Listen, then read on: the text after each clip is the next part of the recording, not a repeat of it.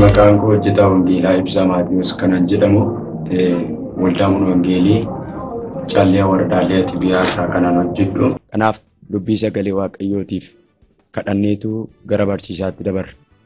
Dafee qaqqabaa gaafa muddamaa suuta jedhaa gaafa mudaa wallaanaa caba lafee suphaa bututaa foonii walqixxeessaa gaaraaf dachaa gargaaraa ifaaf dukkanaa michuu lafa onaa Yesuus galanni siif haa ta'u. Dubbii sagalee kee kana waan nuuf fiddeef maqaan kee ulfaatu. Yeroo kanatti araarri kee fayyaanni kee nuuf haa baay'atu. Seexanni ba'aa lixa kaaba kibba kallattii arfaniin kan jiru sagalee kee duraa dubbii kee duraa haa waraanamu. Sagalee kee nutti dubbadhu dhageenyi akkasiin fayyinuuf nutti haasa'i. Maqaa Yesuusiin ameen.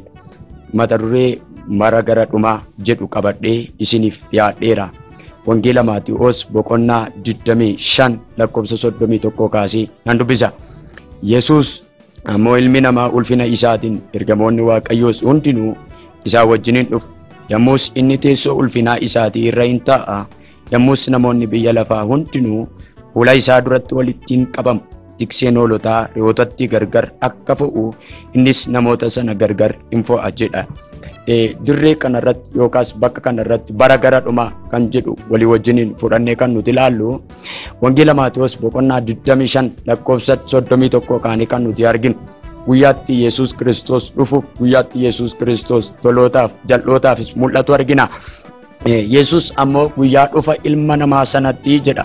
Inni ergamoota isaatiin ajjabamee, ergamoota isaatiin naanneffamee, ergamoota isaatiin marfamee hin dhufa jedha. Gaafa dhufee jedhu teessoo isaa isa ulfina qabeessa sanarra hin taa'a. Gaafa teessoo isaa isa ulfina qabeessarra taa'ee jedhu namoonni hundinuu biyya lafaarra kan jiraatan xinnaanis guddaanis beekaanis wallaalaanis hundinuu fuula isaa duratti walitti hin qabamu jedha. Gaafa fuula isaa duratti walitti qabaman inni akka hoolota re'ootatti gargar baasutti hoolotaaf re'oota gargar hin baasee. Guyyaa sanatti guyyaatti du'aaf jireenya namoota hundumaaf gonfoo laatee yookaas gonfoo godhee kennuudha. Guyyaan dhufa Yesuus Kiristoos yeroo inni itti dhufuuf guyyaan itti dhufu wantoota gurguddaa lamatti yookaas bakka gurguddaa lamatti namaaf du'aaf jireenya qoodee jira. Inni akkuma hoolotatti re'oota gargar baasu dhala namaa kanas bitaaf mirga isaa hin dhaabatedha. Warri mirga isaa dhaabatan hoolota akka ta'ani, warri bita isaa dhaabatan immoo re'oota akka ta'anidha.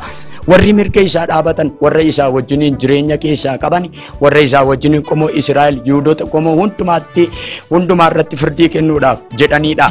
Dirree kanarratti inni warra qajeelotaa wajjiniin jireenyatti galuudhaaf warra qajeelotaa jireenyatti galchuudhaaf yeroo inni itti mul'atudha.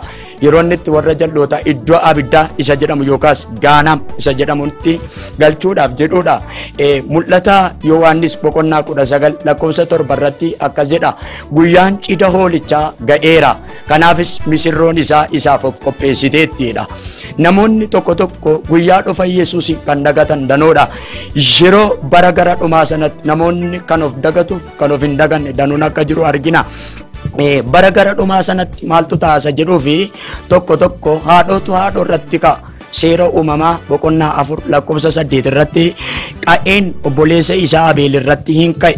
Guyyichi guyyaa maalii waan ta'eef guyyichi guyyaa bara gara dhumaa waan ta'eef Qaa'een Abeel irratti ka'ee argame. Akkasii meenan dubbisa. Seera uumamaa boqonnaa 4 lakkoofsa 8 Qaa'een obboleessa isaa Abeelii wajjin dubbatee erga gara bakkeetti ba'ees Qaa'een obboleessa isaa Abeelii irratti hin ka'e isa in ajjeese jedha. Dirree kanarratti bara gara dhumaatti maaltu ta'a yookaas bara gara dhumaatti maaltu hojjetama isa jedhuuf haadhootu haadhoo isaaf badii yaada, haadhootu haadhoo isaaf hamaa yaada, haadhootu haadhoo isaaf rakkina yaada. Qaa'eeniif Abeel haadhoodha. Haadha tokkorraa abbaa tokkorraa kan dhalatanidha. Haa ta'u iyyuu maleessa dirree kanarratti Qaa'eeniif Abeel gaafa isaan walii wajjiniin dubbachaa gaafa isaan walii wajjiniin aarsaa fuula Waaqayyoo duratti dhiyeessan argina. Qaa'een fuula Waaqayyoo duratti aarsaan isaa waan simatamuu dideef Abeel garuu aarsaan isaa fuula Waaqayyoo duratti waan simatameef Qaa'een kun Abeel irratti ka'eetu argame jedha. Jerichatu yeroo maalii waan ta'eef jerichatu yerootti Waaqayyoo dhaloota hundumaaf ka'u isa tokko gabbuusee isa tokko ol kaasu isa tokko gadi qabee isa tokko mul'isu jericha waan ta'eef Qaa'een Abeel irratti ka'ee argame. Isa kanarraan kan ka'e akkasittiin jedhe Waaqayyo gaafa Qaa'een Abeel irratti ka'ee Abeeliin ajjeese. Yaa Qaa'een obboleessi kee akkam ta'e naan an obboleessa koo hin beeku obboleessa koo nan tisaa akkasittiin jedhe Waaqayyo moo ati har'aa kaatee nama dhiiga isaa dhangala'aa kana waan dhangalaafteef nama qulqullaa kana dhiiga isaa kana waan balleessiteef gatiin dhiiga kanaa sirra barbaadama. Bara jireenya keetii jooraa sokkaa bujunjuraa hin taata jedha. Haadhoon haadhoo isaa irratti gaafa ka'u, haadhoon haadhoo isaa irratti gaafa ciqilee ol kaafatu bara gara dhumaa ta'uusaa mul'isa. 2 dhalootatu mataa jabaata. Seera uumamaa boqonnaa 7 lakkoofsa 6 irratti dhalootatu mataa jabaatee gara miidhamaatti, gara rakkinaatti, gara gidiraatti adeemee argama. Seera uumamaa boqonnaa 7 lakkoofsa 6 yeroo bishaanni badiisaa lola'ee lafa fudhate sana Nohi nama waggaa 600 ture. Bishaan badiisaa jalaa ba'uudhaaf Nohi haadha manaa isaa, ilmaan isaa, dubartoota ilmaan isaa wajjin markabichatti dhingale jedha.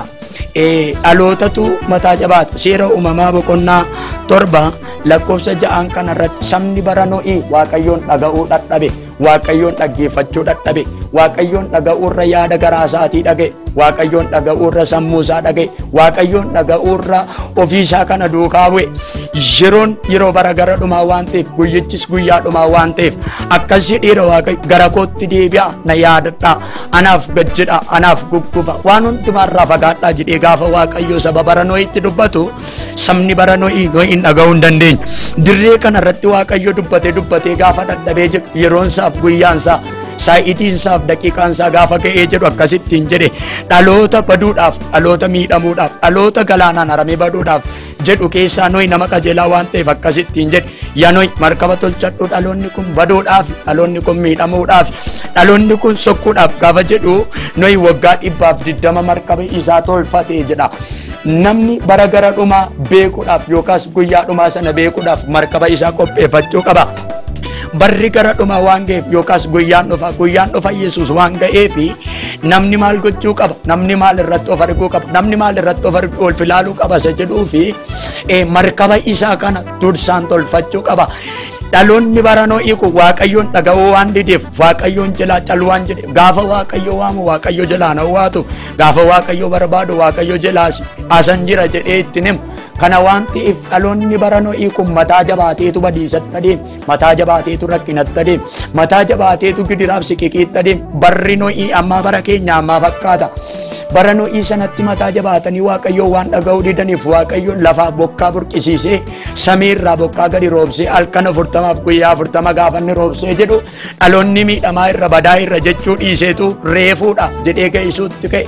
Barri sun garuu baratti kaa'isan miti. Barri sun garuu baratti mataa jabaatan miti. Barri sun garuu baratti hiinko jedhan miti. Baratti fuula Waaqayyoo duratti deebi'an ture. Baratti Waaqayyoon barbaadan ture. Bara gara dhumaatti dhaloonni mataa jabaate kun lafa kanarraa galaanaan haramee bade. Bara gara dhumaatti dhaloonni mataa jabaate kun galaanaan lafa kanarraa miidhamee darbe. Sadaffaa bara gara dhumaatti maaltu ta'a isa jedhuufi dhaloota Waaqayyoon dhaga'uutu rakkina oolee argama. Seera uumamaa boqonnaa 9 lakkoofsa 1 dhaloota Waaqayyoon dhaga'uutu rakkinarraa oolee argama. Seera uumamaa isa sadaffaa dhaloota Waaqayyoon dhaga'uutu rakkinarraa oolee argama. Seera uumamaa 9 lakkoofsa 1 akkasidha. Waaqayyo immoo ammas Nohiin horii qe'ee bineensota warra isaa wajjin markabicha keessa jiranii hundumaa in yaadate. Waaqayyo qilleensa lafa irraa in dabarse, bishaanichis gadi galee jedha. Dirree kanarratti dhaloota miidhame keessaa, dhaloota bade keessaa, dhaloota Waaqayyoon dhaga'uu dide keessaa Nohiitu oolee argame, Nohiitu hafee argame. Maal waan ta'eef Waaqayyo wajjin waan haasa'u, maal waan ta'eef Waaqayyo wajjin waan dubbatuuf bara gara dhumaa sanatti dhaloota Waaqayyoon dhaga'u, dhaloota Waaqayyo wajjin haasa'utu rakkinarraa oolee argama, badiisarraa oolee argama. Dhaloonni Waaqayyoon dhaga'uu waan dideef akkan seera uumamaa 7 irratti dubbadhe dhaloonni hin bade. Dhaloota sana keessaa garuu Nohi Waaqayyo waan dhageef rakkinarraa oolee, dhiphinarraa oolee, badiisarraa oolee. Bara gara dhumaa sanaatti warri Waaqayyoon dhagaan, warri Waaqayyo wajjin haasa'anii rakkinarraa, gidiraarraa, siqaa'eerraa, boo'icharraa, miidhamarraa oolanii argamu. Inni arfaffaa dhaloota Waaqayyoon dhaga'uu didetu wanta hamaadhaan miidhamee argama.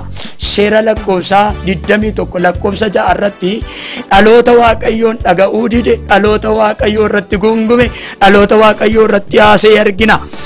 maal godhanii sabni Israa'elii biyya Gibxii ba'anii utuu karaa deemanii isa Waaqayyo abdachiiseef isa Waaqayyo isaanitti taasee isa Waaqayyo isaanitti dubbate kana abdii godhatanii utuu deemaa jiraniitu lafa onaa irratti guungumuudhaaf lafa onaa irratti Waaqayyo irrattis Musee irrattis haasa'uu ka'ani. Yerichi garuu yerootti Waaqayyo wajjiniin deemsa jalqaban ture. Gaafa Waaqayyo irratti ka'anii gaafa Musee irratti dubbataniidhaan akkas jedhe Waaqayyo, dhalooti kun waan garaa koo gaddisiise, dhaloota kanatti waan baay'isee gaddeef, dhaloota kanatti wanta garaan kootti gaddeef raawwadhee lafa kanarraa akkana taa'u nan godha jedheetu Waaqayyo wajjin dubbate. Waaqayyo akkas jedhee Museetti gaafa haasa'ee jedhu bofoonni hadhaa qaban dhaqaniitu saba Israa'el warra Waaqayyoon gaddisiise, warra Waaqayyo irratti dubbate, warra Waaqayyo irratti guungume irratti bofoonni hadhaa qaban gaafa ergamaniidhani namoota saba Israa'el sana keessaa warra biyya Gibxii keessaa ba'e, warra garbummaa keessaa ba'e sana keessaa bofoonni hadhaa qaban jalaa iddaniitu ajjeesan yookaas jalaa iddaniitu miidhani. Sababa isaan lafa onaa irratti dhumaniif, sababa isaan lafa onaa irratti miidhamanii fi dhalooti kun sagalee Waaqayyo, jecha Waaqayyo, dubbii Waaqayyo dhaga'uu dadhabaniitu miidhamanii areegamani. Namni sagalee Waaqayyo dhaga'uu dadhabu, namni jecha Waaqayyoof dubbii Waaqayyo dhaga'uu dadhabu, ka'eetu galma ga'uu dadhaba, ka'eetu milkaa'uu dadhaba, ka'eetu ce'uu dadhaba, ka'eetu darbuu dadhaba. Maal waan ta'eef jecha Waaqayyo namanu, dubbii Waaqayyo hin amanu. Gaafa Musee irratti guungumame, gaafa Waaqayyo irrattis guungumame, garaa Waaqayyo saba sanatti waan gaddeef namoota Museen fuudhee ka'ee sana keessaa bofoonni hadhaa qaban gidduutti dhaqanii isaaniin hin iddanii, achumaanis lubbuun isaanii foon isaanii gari ba'e.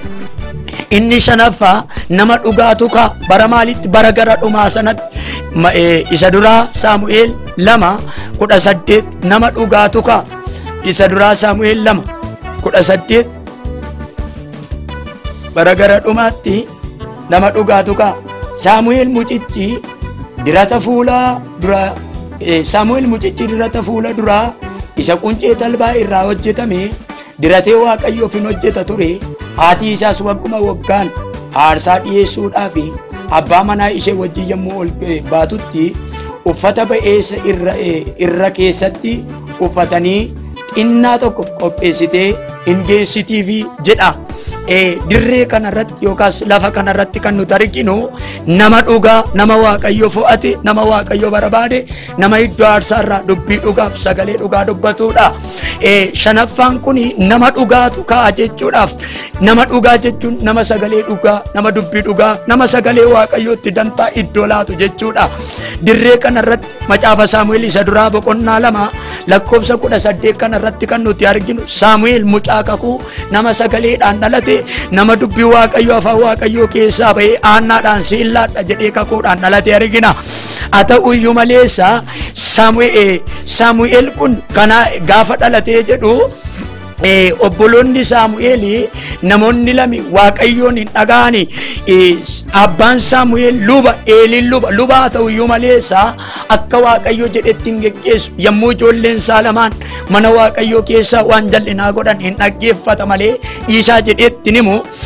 Guyyaa tokko keessaa guyyaa tokko garuu Waaqayyo nama akka garaa isaati Saamu'eeliin kaafate. Saamu'eeliinis gaafa kaafatee jedhu akkas jedhe, yaa Saamu'eel waan hundumaa irratti akkati hoogganaa taatu, waan hundumaa irratti akkati dhugaa dubbattu nan godha jedhe. Saamu'eel nama mana Waaqayyo keessaa hojjetu, nama mana Waaqayyo geggeessuudha. Isa kanaaf Waaqayyo nama dhugaa kaafatee nama dhugaa akka inni ka'us godheera.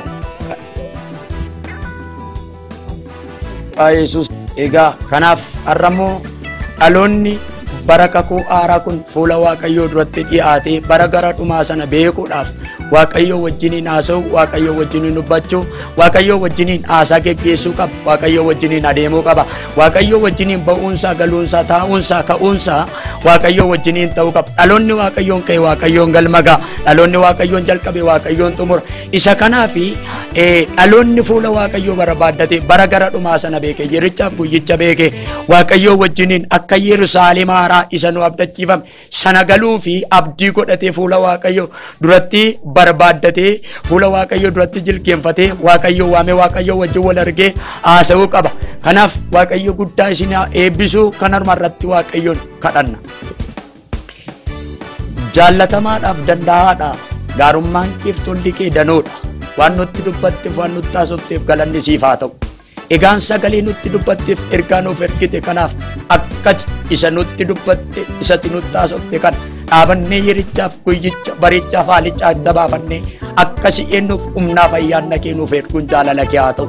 Dhageenya akkasumatti hin banne osoo hin taane, dhageenya akkasumatti hin miidhamne osoo hin taane, dhageenya akkasumatti hin ofirra gatteenye osoo hin taane, dhageenya warra guyyaa dhufa keetii eegnu akka taanuuf ati Waaqayyoon humnaaf ayyaana kee nuuf erguun jaalala kee haa ta'u. Waan kana hundumaa nutti dubbatteef si haa galatu. Barri fuula keenya dura jiru bara ulfinaa, bara milkaa'insaa, bara guyyaa keetti dhaabannee eeggannu nuuf haa ta'u. Maqaa Yesuus Kiristoosiin ameen. Shaaloom shaaloom.